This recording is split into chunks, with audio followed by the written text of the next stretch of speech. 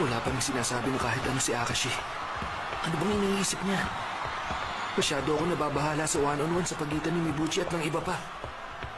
Bakit wala siyang ginagawa? Ha?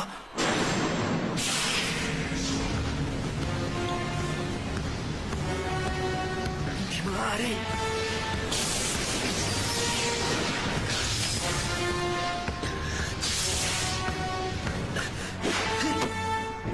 Imposible mangyari to.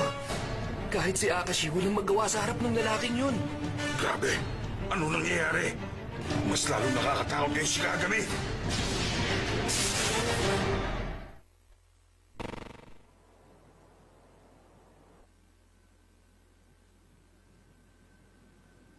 Ang laban ngayong araw ay sa pagitan ng Seirin at Touhou Academy.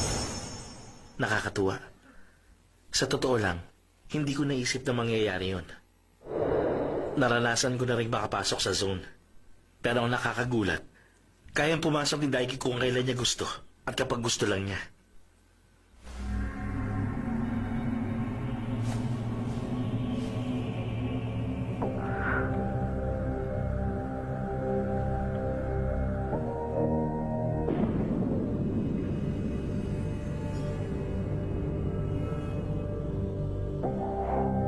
Posible yun.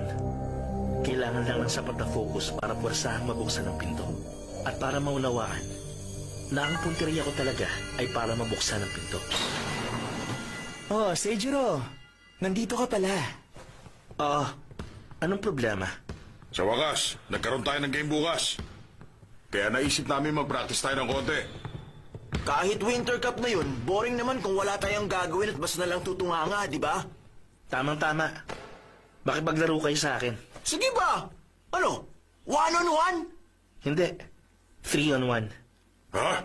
Hoy, Akashi! Seryoso ka? Napaka-imposible para sa amin ang matalo. Wala akong pakialam kung ano man na mangyari.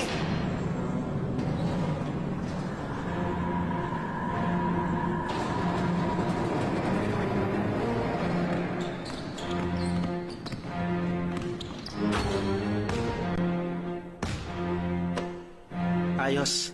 Sa level na to, wala tayong problema sa actual game.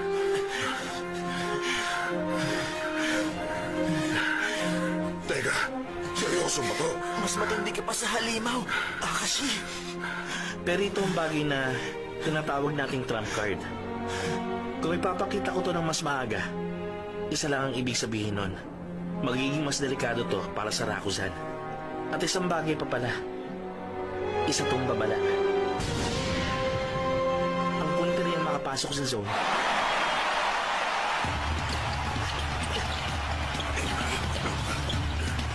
Buisit! Ano to lokohan? Stealth ball court, man-to-man defense? Naku, hindi na maganda to. Nasa zone pa rin si Kagami. At dahil nasa defensive area siya, mahirap makalusot ng pasa mula kay Kuroko. Bahala na nga! This is Rio! Naku! Tetsuya!